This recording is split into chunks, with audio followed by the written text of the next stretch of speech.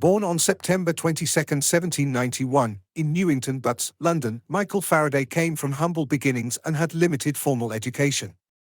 He was largely self-taught and nurtured a passion for science. Faraday's early interest in science led him to become an apprentice to a bookbinder and bookseller.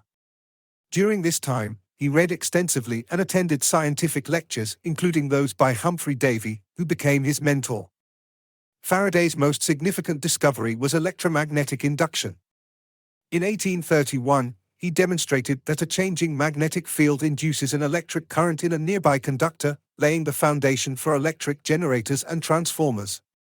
Faraday's work in electrolysis led to the formulation of Faraday's laws, describing the quantitative relationship between the amount of chemical substances produced and the electric current passing through an electrolyte. Faraday was known for his meticulous and innovative experiments, exploring various aspects of electromagnetism, optics, and chemistry.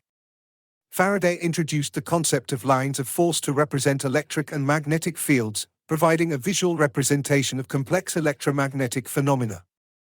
Faraday was an exceptional science communicator and delivered a series of public lectures at the Royal Institution in London, captivating audiences and inspiring future generations of scientists. Faraday's groundbreaking work earned him recognition from the scientific community. He became a Fellow of the Royal Society and received numerous awards and honors for his contributions. Michael Faraday's work on electromagnetism and his experimental brilliance profoundly shaped the field of physics and laid the groundwork for modern electrical technology. Michael Faraday passed away on August 25, 1867, in Hampton Court, England. His legacy as a trailblazer in electromagnetism and a pioneering figure in scientific research endures, leaving an indelible mark on the world of science.